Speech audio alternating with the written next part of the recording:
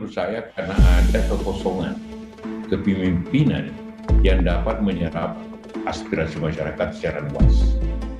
Kalau melihat sosok semacam Pak Habib Rizik itu seperti apa? Pak Kiai mengenal personal kan dengan Pak Habib? Sangat mengenal dan dia sebenarnya juga ya tokoh lokal, bukan transnasional yang ada seperti HTI, itu kan transnasional.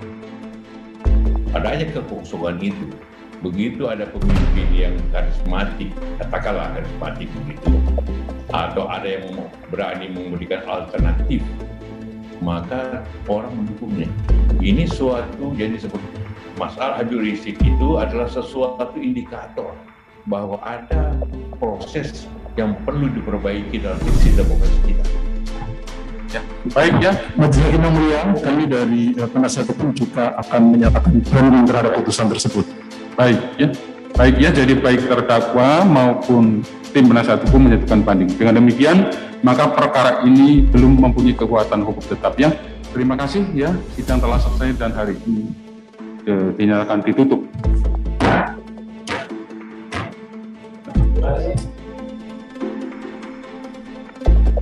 Pilpres 2024, pasukan Habib Rizik Syihab militan.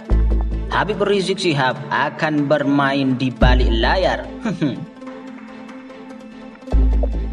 Mantan Wakil Presiden ke-12 Yusuf Kalla secara belak-belakan menyatakan jika kekuatan eks-pentolan Front Pembela Islam Habib Rizik Syihab diprediksi belum habis meski dirinya berada di penjara.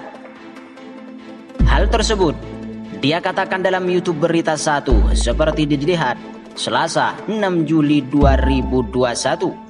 Menurut Yusuf Kalla, kekuatan Habib Rizik Syihab belum habis. Terlebih menjelang Pilpres 2024, Habib Rizik Syihab diyakini akan memiliki peran penting di balik layar. Yusuf Kalla pun menilai jika dukungan Habib Rizik Syihab bukan menjadi penentu kemenangan seorang calon presiden pada Pilpres 2024. Berapa banyak yang bisa dipengaruhi oleh Habib Rizik Syihab? Itu tidak banyak. Namun, Yusuf Kalla menilai pendukung atau pasukan Habib Rizik Syihab memang militan, tetapi masih ada silent majority. Lebih banyak silent majority yang menentukan, bukan gemuruhnya massa di jalan.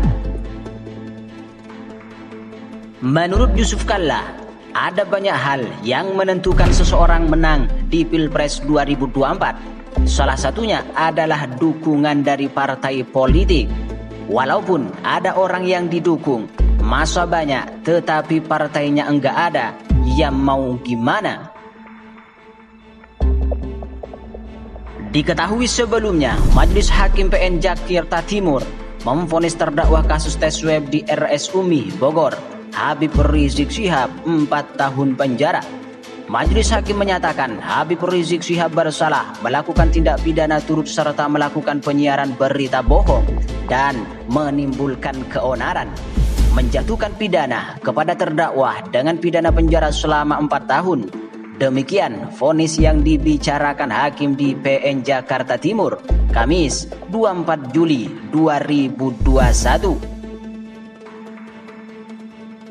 Habib Rizik Syihab dinilai melanggar pasal 14 ayat 1 Undang-Undang Republik Indonesia Nomor 1 Tahun 1946 tentang peraturan hukum pidana, pasal 55 ayat 1 ke 1 Kitab Undang-Undang Hukum Pidana. Mendengar putusan tersebut, Habib Rizik Syihab pun langsung menyatakan banding. Dengan ini, saya menolak putusan majelis hakim dan saya menyatakan banding. Habib Rizik Syihab membeberkan sejumlah hal mengapa dirinya tidak diterima dengan putusan hakim. Salah satunya soal saksi ahli forensik yang tidak pernah hadir di persidangan. Ada beberapa hal yang tidak bisa saya terima, di antaranya adalah menentukan dasar mengajukan saksi ahli forensik. Padahal di pengadilan ini saksi ahli forensik tidak pernah ada. Kedua, Saya keberatan majelis hakim tidak lagi menggunakan hasil otentik pasal 14 ayat 1946 dan banyak lagi masalah lain, saya tidak mau sebutkan hal itu. Adapun Kepala Humas Pengadilan Negeri Jakarta Timur Alex Adam Faisal mengatakan pihaknya telah menerima pernyataan banding para terdakwa TSU Sab RS Umi. Alex Adam Faisal mengatakan Habib Rizik Syihab dan Hanif Al-Atos menyerahkan surat pernyataan banding pada Rabu 30 Juni 2021. Sedangkan Dr. Andi Tatat menyerahkannya pada Selasa 29 Juni 2021. Nantinya surat pernyataan banding itu akan diserahkan kepada jaksa yang membuat kontra memori sebelum Pengadilan Negeri Jakarta Timur melimpahkan berkas perkara ke tingkat Pengadilan Tinggi Jakarta DKI Jakarta. Lalu prosesnya lagi akan ada pemberitahuan untuk INZEK melihat atau memeriksa berkas perkara, yaitu memberitahukan untuk melihat berkas. Mereka akan dipanggil melihat berkas. Ada catatan atau tidak dari mereka?